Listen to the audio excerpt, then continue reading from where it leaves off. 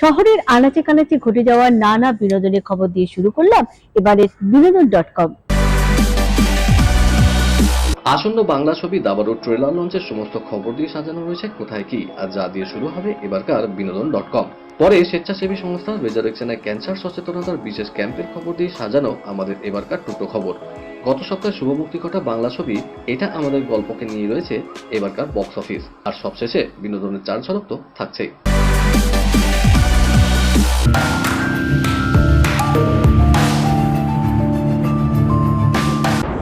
এই অন্ধকার সমাজে একটুখানি আলো জ্বালানোর জন্য একটা প্রমিথিস তো আমাদের চাই। উত্তর কলকাতার রক থেকে প্রতিকূলতার বেড়া ডিঙিয়ে দাবার চালে এক বাঙালির বিশ্বমঞ্চে উঠে আসার গল্প। তিনি গ্র্যান্ডমাস্টার সূর্যশেখর গাঙ্গুলী।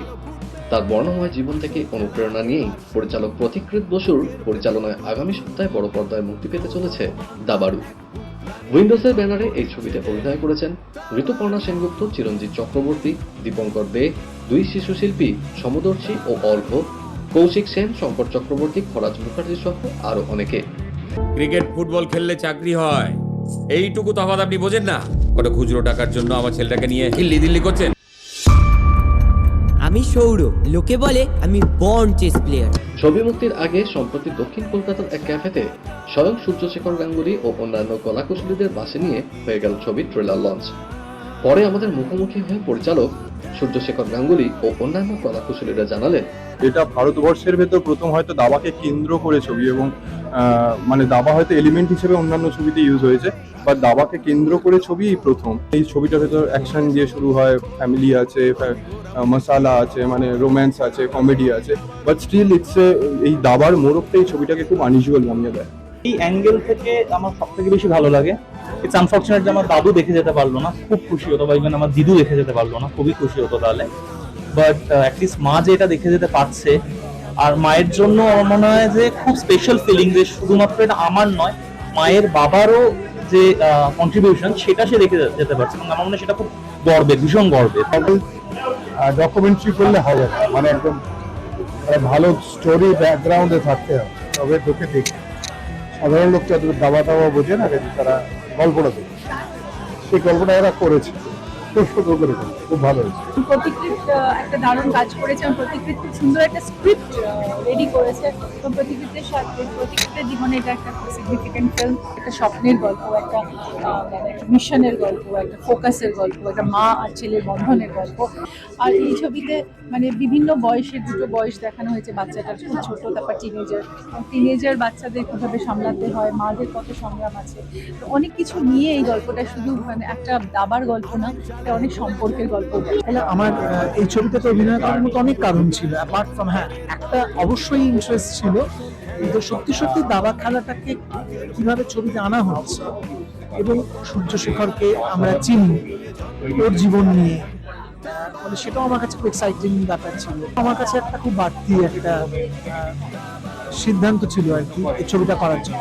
দাবা এমন একটা খেলা যেটা খেলা নিয়ে ছবি হওয়াটা একটা, সেই সাহস দেখিয়েছে উইন্ডোজ এবং প্রতীকৃত বসু, যারা স্ক্রিপ্ট লিখেছেন। দুজন ছেলে খুব ভালো স্ক্রিপ্টটা করেছেন, এবং আমরা জানি সবাই যে সূর্যশেখর গাঙ্গুলীর একটা লাইফের একটা অংশ যখন গ্র্যান্ডমাস্টার হয় সেই পর্যন্ত এই ছবিটা।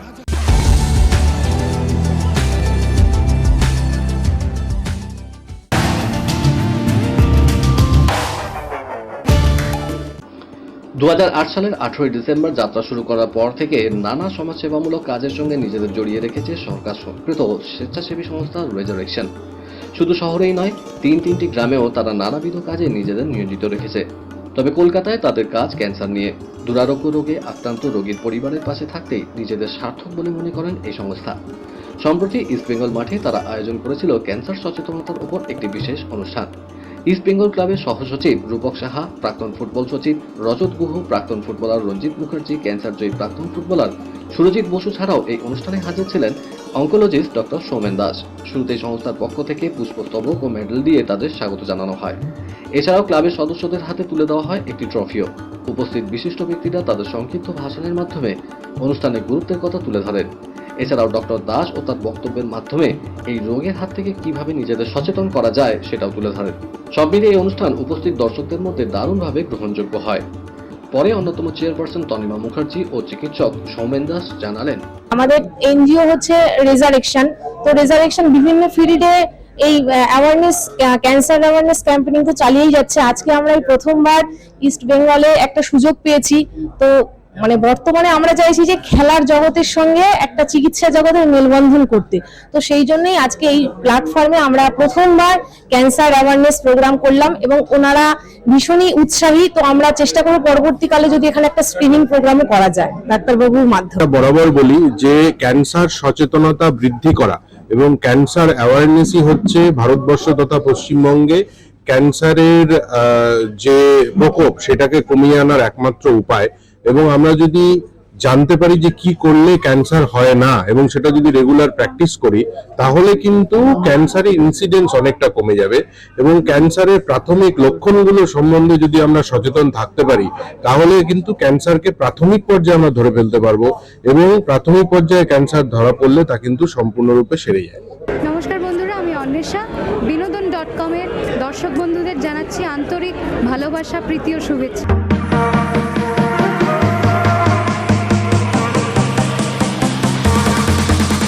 কি ব্যাপার বলো তো, মাকে দেখছি না।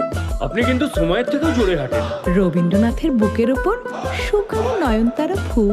ভালোবাসার সম্পর্ক শুধু দুটি মানুষের মধ্যেই গড়ে ওঠে না, বরং তা গড়ে ওঠে দুটি পরিবারের মধ্যেও। থিয়েটার থেকে শুরু করে বড় পর্দা এবং ছোট পর্দায় দাপিয়ে অভিনয় করা মানসী সিনহার পরিচালনায় গত সপ্তাহে মুক্তি পেয়েছে তার প্রথম ছবি এটা আমাদের গল্প। যে ছবি শুধু দুটি মানুষের গল্প নয়, আরো অনেক মানুষেরই গল্প। ছবির মুখ্য ভূমিকায় শাশ্বত চ্যাটার্জি, অপরাজিতা আড্ড, খরাজ মুখার্জি, কনিনিকা, সোহাগ সেন, আর্য, জুই, পূজা প্রমুখ। ম্যাডাম, আমি উত্তম কুমারের ফ্যান আর হিরোইন পুরো সুচিত্রা সেন। হাওয়ায় সনসন তারারা কাঁপে, হৃদয়ে কি জং ধরে পুরনো খাপে। গত সপ্তাহে প্রিয়া প্রেক্ষাগৃহে ছবির প্রিমিয়ার শোতে হাজির ছিলেন ছবির পরিচালক, প্রযোজক সহ অন্যান্য কলাকুশলীরা। পরে আমাদের মুখোমুখি হয়ে তারা কি জানালেন, চলুন শুনে নিই। এটা আমাদের সবার গল্প।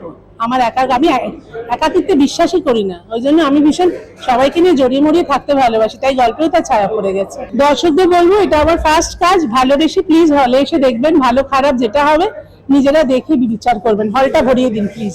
মানুষের সঙ্গে বহুদিনের বন্ধুত্ব কাজেই কাজ করতে কোনো অসুবিধা হয়নি এবং ছবির গল্পটা এত ভালো আর সব চেনাশোনা লোকজনের সঙ্গে একটা মজাদার কাজ, খুব এনজয় করেছি। আজকে অবশেষে ছবিটা রিলিজ করেছে, এতে ভেরি হ্যাপি। আর আজকে খুব ভালো রিপোর্ট হচ্ছে, প্রথম দিকে শো বেশ কয়েকটা হাউসফুল গেছে। ছবিটা দেখলে বোঝা যাবে ও খুব দক্ষ পরিচালক এবং ছবিটা সবার গল্প হবে। মানে ছবিটা দেখতে হবে এবং ছবিটা অবশ্যই হলে এসে দেখবেন, কারণ ছবি আমরা বানাই হলে এসে দেখার জন্য। একটা সুন্দর একটা অসমবয়সী প্রেমের একটা ছবি, সেটা অডিয়েন্সের কাছে আজকে পৌঁছাচ্ছে। তো সেখান থেকে আমি প্রচন্ড এক্সাইটেড। আর মানসী আন্টির যে ডিরেকশনে যে ছবিটা মানে অ্যাট লাস্ট অডিয়েন্সের কাছে যাচ্ছে, প্রচন্ড হ্যাপি আমি, কারণ এই ছবিটা অনেক খাটনি করে, অনেক পরিশ্রম করে বানানো। সো এবার অডিয়েন্সের কাছে এবার হোপ ফর দ্য বেস্ট, দেখা যাক কি হয়। অভিনেত্রী সূক্ষ্ম মানে সব সূক্ষ্মতা দিয়ে জিনিসটাকে দেখেন এবং সেইভাবেই মানুষের কাছে পৌঁছে দেবেন। আর এটা আমাদের গল্প, এটা দর্শকদেরও গল্প, তাই মানুষ এসে কোথাও নিজেকে খুঁজে পাবে। আমি সিমরান, একেবারে অন্যরকম একটা চরিত্রের মানুষের সাথে কি করে কাজ করলো আমি জানি না, but I am really grateful যে আমাকে কাজ করেছে।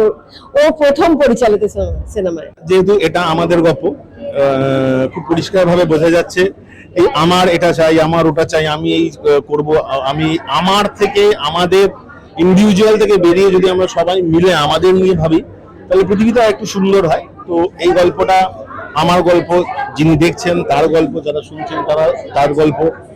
তো সিনেমা হলে এসে সিনেমাটা দেখুন, আশা করি ভালো লাগবে। এখানে আমার চরিত্রটা হচ্ছে আমি এখানে অপাদির মেয়ে, ছোট মেয়ে। আমাকে ম্যারেজ দেখানো হয়েছে অ্যান্ড আমি বাইরে থাকি হয়তো কাজের সূত্রে। সো কিন্তু মাকে প্রচন্ড ভাবে সাপোর্ট করে, কখনো মানে অন্ধবিশ্বাস তার নেই, মাকে সাপোর্ট করে।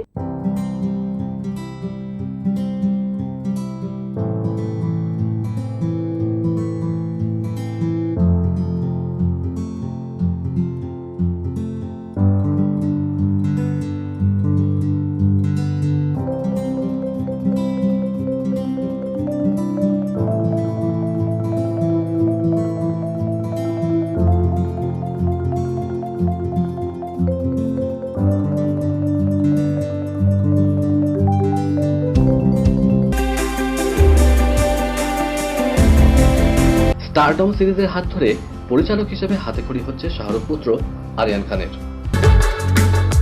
বড় পর্দায় হতে চলেছে বিরাট ধামাকা। এক ফ্রেমে দেখা যাবে শাহরুখ খান, সলমান খান ও আমির খানকে। গরমে নির্বাচনী প্রচার সারতে গিয়ে অসুস্থ অভিনেতা সহ ভর্তি হাসপাতালে, তবে এখন অনেকটাই সুস্থ তিনি। মুক্তি পেয়ে গেল পুষ্পা 2 সিনেমার বাংলা ভার্সনের টাইটেল ট্র্যাক। বাংলা ভার্সনে গানটির লিরিক্স লিখেছেন শ্রীজাত, গানটি গেয়েছেন তিমির বিশ্বাস। বিনোদনের খবর আজ এই পর্যন্তই। আবার আমাদের দেখা হবে আগামী শনিবার ঠিক এই সময় এই চ্যানেলে। বাই।